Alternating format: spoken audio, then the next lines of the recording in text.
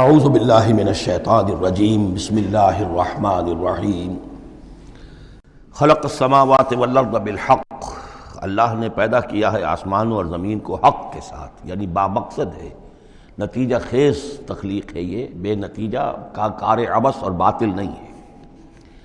یکبر اللیل علی النہار، وہ رات کو لپیٹ دیتا ہے دن پر، ویکبر النہار علی اللیل، اور دن کو لپیٹ دیتا ہے رات پر۔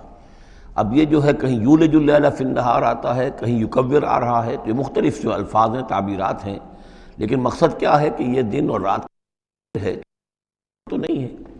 آپ کو معلوم ہے کہ پورا نظام جو چل رہا ہے اسی کے حوالے سے ہے، پورا عالم نباتات کا جو ریسپیریشن کا نظام ہے وہ اسی کے ساتھ متعلق ہے، لہذا یہاں کوئی شے بھی بے مقصد نہیں ہے۔ جب کوئی شے بے مقصد نہیں ہے تو انسان کیسے بے مقصد ہو سکتا ہے؟ کس لیے اس کو پیدا کیا؟ حدیث میں جیسا کہ آیا کہ انما الدنیا خلقت لکم وانتم خلقتم للآخرہ، دنیا تمہارے لیے بنائی گئی لیکن تم آخرت کے لیے بنائے گئے ہو۔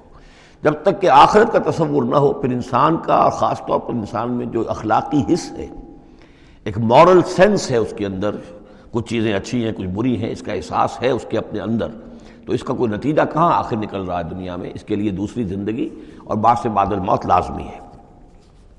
وسخر الشمس والقمر، اور اس نے مسخر کر دیا سورج کو بھی اور چاند کو بھی، کل یجری لاجل مسمى، یہ سب کے سب چل رہے ہیں ایک وقت معین تک کے لیے۔ الا هو العزیز الغفار، آگاہ ہو جاؤ وہ زبردست ہے اور بخشنے والا ہے۔ خلقکم من نفس واحدۃ ثم جعل منها زوجها، اس نے بنایا ہے تمہیں ایک ہی جان سے، ایک ہی جی سے۔ اب اس کو جو لوگ ایولیوشن کو مانتے ہیں یا سمجھتے ہیں کہ قرآن مجید کے ساتھ اس کے بعض اجزاء کی مطابقت ہے، وہ تعبیر کرتے ہیں کہ ایک ہی، یعنی ابتدا میں جو حیوانات پیدا کیے گئے ہیں، جو لوور اینیملز ہیں، بالکل شروع میں ان میں سیکس نہیں تھا، جیسے کہ امیبا ہے، وہ بس دو حصوں میں تقسیم ہو گیا، یہی اس کی اولاد ہو گئی، وہ جو باپ کہہ لیں ماں کہہ لیں وہ ایک ہی ہے۔ اس کے بعد ایسے بھی پیدا ہوئے کہ جن میں ایک ہی جانور میں دونوں سیکس ہیں۔ یہ جو راؤنڈ ورم ہوتا ہے، راؤنڈ ورم جو برسات میں جو نکل آتے ہیں بہت لمبے لمبے سے کیڑے، یہ ہرمفرائٹ ہیں، ان کے اندر میل اور فیمیل آرگنز دونوں ایک کے اندر موجود ہوتے ہیں۔ تو اس طریقے سے رفتہ رفتہ پھر ڈفرینسیشن ہوئی، میل علیحدہ ہو گیا، فیمیل علیحدہ ہو گئے۔ خلقکم من نفس واحدۃ ثم جعل منها زوجها، اسی جان سے اس کا جوڑا بنایا۔ وانزل لکم من الانعام ثمانیۃ ازواج، اور تمہارے لیے 8 جوڑے اتار دیے تمہارے مویشیوں میں سے۔ عام طور پر عرب میں جو مویشی موجود تھے ان میں سے اونٹ نر اور مادہ، گائے نر اور مادہ، اسی طریقے سے بھیڑ نر اور مادہ، اور بکری نر اور مادہ، یہ جو ہیں ان کے ہاں یہی مویشی تھے۔ ثمانیۃ ازواج یہ سورہ انعام میں بھی آ چکا ہے، وہ ہمیں یاد ہوگا۔ من الابل اثنین ومن البقر اثنین ومن المعز اثنین، یہ وہاں آ چکا ہے۔ یخلقکم فی بطون امہاتکم، اور وہ تمہیں پیدا کرتا ہے تمہاری ماؤں کے پیٹوں میں، خلقا بعد خلق، ایک خلق کے بعد دوسری خلق، تخلیق کے بعد مراحل ہیں اس کے، نطفہ ہے، علقہ ہے، مضغہ ہے، مخلقہ اور غیر مخلقہ، پھر اس کو اور پھر خلقاً آخر، ایک اور ہی تخلیق ہے۔ اس پہ میں عرض کر چکا ہوں کہ اس موضوع پر ضربہ سلام جو ہے قرآن مجید کا، وہ سورہ مومنون کا پہلا رکوع ہے۔ فی ظلمات ثلاث، یہ ذکر یہاں آیا ہے، 3 پردوں کے اندر تخلیق ہو رہی ہے۔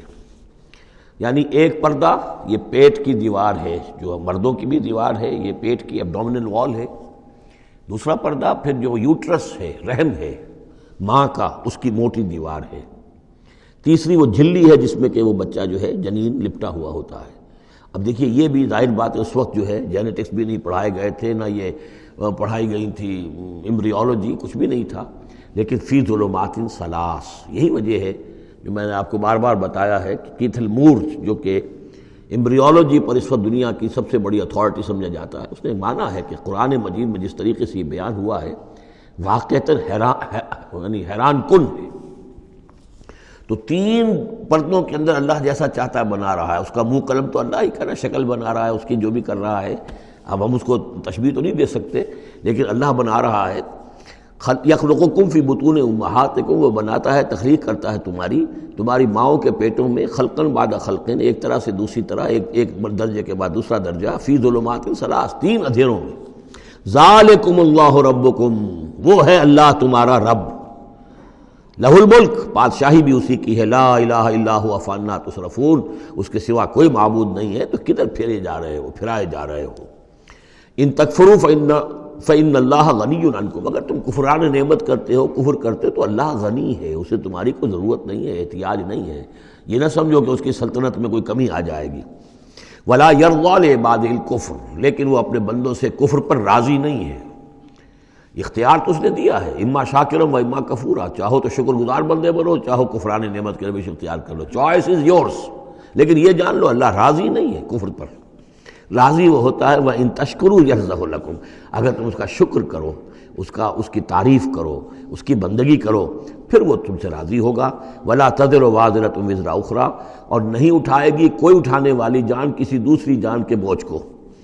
ثُمَّ إِلَىٰ رَبِّكُمْ مَرْجِعُكُمْ، پھر تمہارا لوٹنا ہے اب تمہارے رب ہی کی طرف، فَيُنَبِّئُكُمْ بِمَا كُنتُمْ تَعْمَلُونَ، پھر وہ تمہیں بتا دے گا، متنبع کر دے گا جو کچھ کہ تم کرتے رہے تھے۔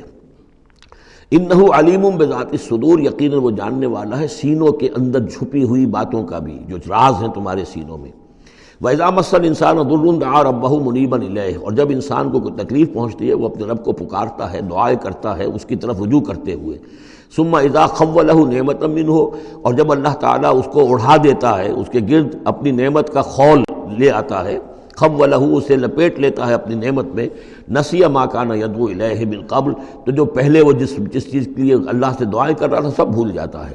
وجعل للہ اندادا، اور اس سے بھی بڑھ کر جو کرتا ہے شرارت وہ یہ ہے کہ اللہ کے مدے مقابل ٹھہرا لیتا ہے، لیضل عن سبیلہ، تاکہ بہکائے لوگوں کو اس کے راستے سے۔ قل تمتع، تو اللہ تعالیٰ کی طرف فرمایا جا رہا ہے نبی کہہ دیجئے اٹھا لو کچھ دنیا کے کچھ جو مزے ہیں وہ لوٹ لو، بے کفر کا، اپنے کفر کے ساتھ، قلیلاً، لیکن بہت کم، چند دن کی زندگی ہے، اس میں جو تمہیں عیاشی کرنی ہے کر لو۔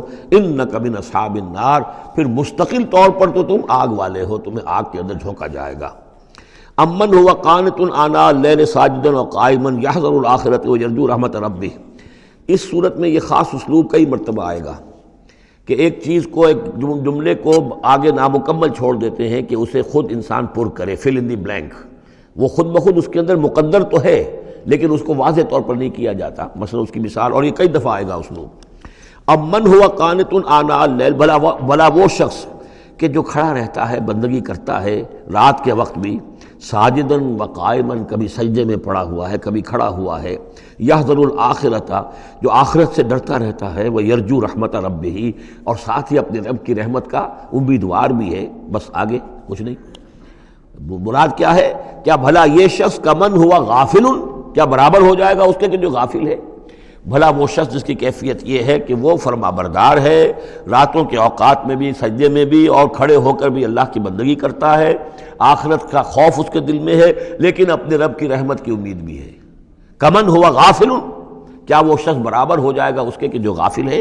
قل، کہہ دیجئے، حل یستوی الذین یعلمون والذین یعلمون، کیا برابر ہو سکتے ہیں وہ لوگ کہ جو علم رکھتے ہیں اور وہ کہ جو علم نہیں رکھتے؟